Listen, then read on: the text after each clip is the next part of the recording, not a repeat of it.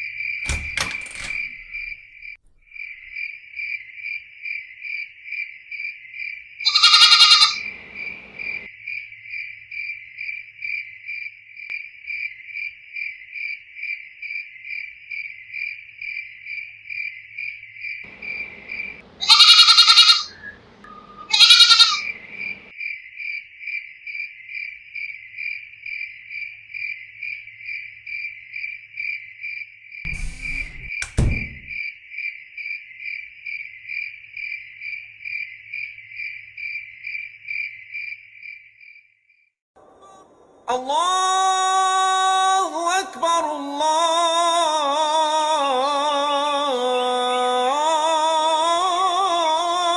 अकबर। अरे इमरान, जोया, उठो तो। कब तक सोते रहोगे? आज बकरा ईद है। देखो तुम्हारे अबू मुन्ना को नहला रहे हैं।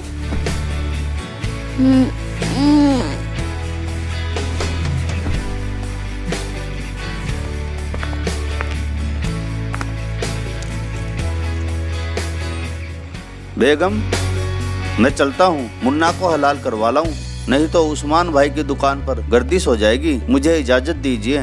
ठीक है जी, संभल कर जाना। खुदा हाफिज। अम्मी, अब्बू मुन्ना को कहाँ लेकर जा रहे हैं? बेटा, तुम्हारे अब्बू मुन्ना को हलाल कराने के लिए लेके जा रहे हैं। आज बकरा ईद जो है।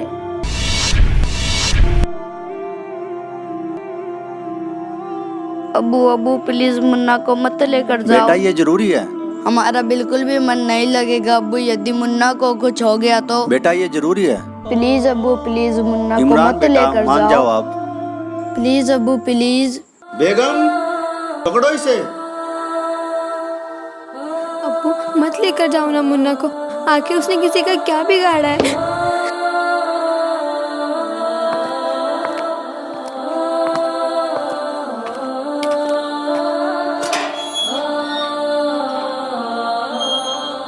अम्मी मुन्ना को मत जाने दो।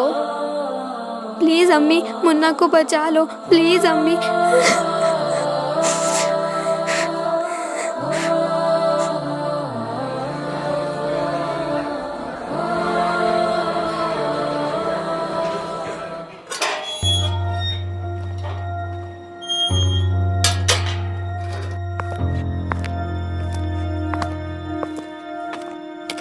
ये लो बेगम।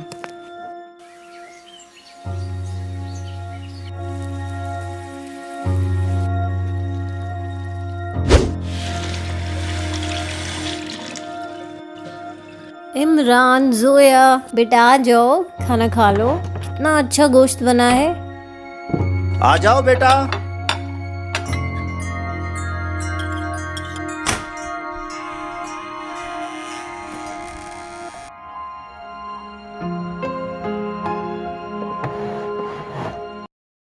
अब्बू मुन्ना कहाँ है?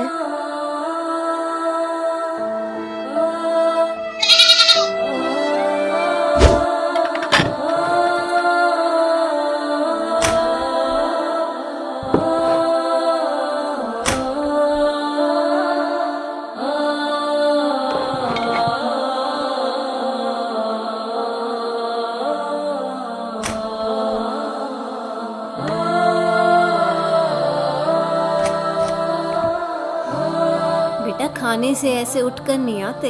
अल्लाह नाराज हो जाते हैं। चलो इमरान खाना खा लो, उठो बेटा। चलो जोया खाना खा लो बेटा, उठो। नहीं अब्बू, हम मुन्ना के गोश्त को नहीं खा सकते। हमें खाना नहीं खाना अब्बू, खाना नहीं खाना। बेटा ये तो अल्लाह का फरमान है। अल्लाह ने उसे ज़मीन पर हलाल होने के लिए ही भेजा था, उसे तो हलाल होना ही था।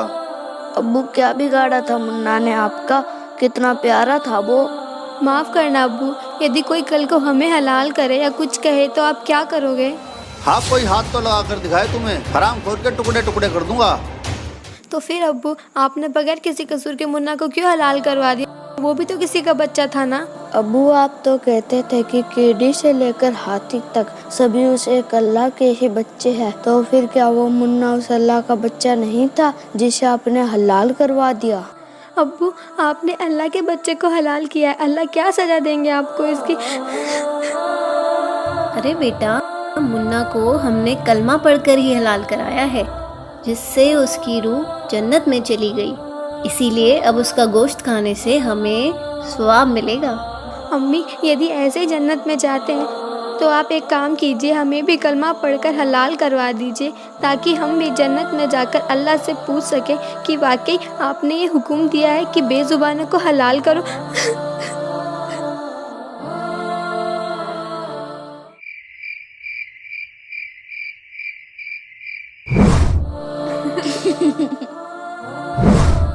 अब्बू अब्बू प्लीज मुन्ना को मत लेकर जाओ। बेटा ये जरूरी है। हमारा बिल्कुल भी मन नहीं लगेगा अब्बू, यदि मुन्ना को कुछ हो गया तो। बेटा ये जरूरी है। प्लीज अब्बू प्लीज मुन्ना को इमरान मत बेटा लेकर मान जाओ आप।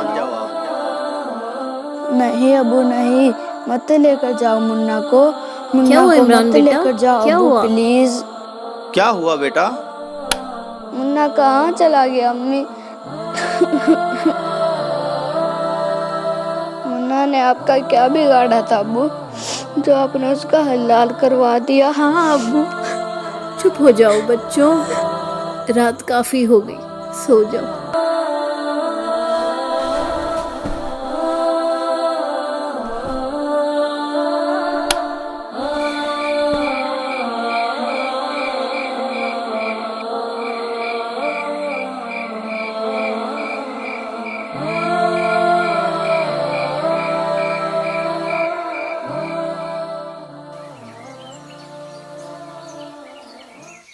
अच्छा बेटा मैं जा रहा हूँ, बेगम मैं जा रहा हूँ, अस्सलाम वालेकुम।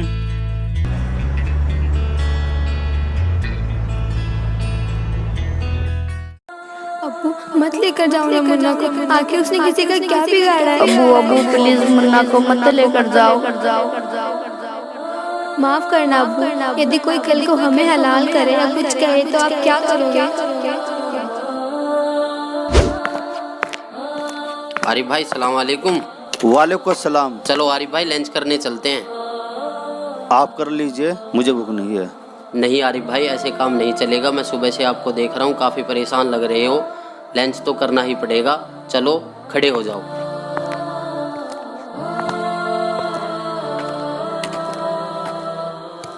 आओ आरिफ भाई बैठो।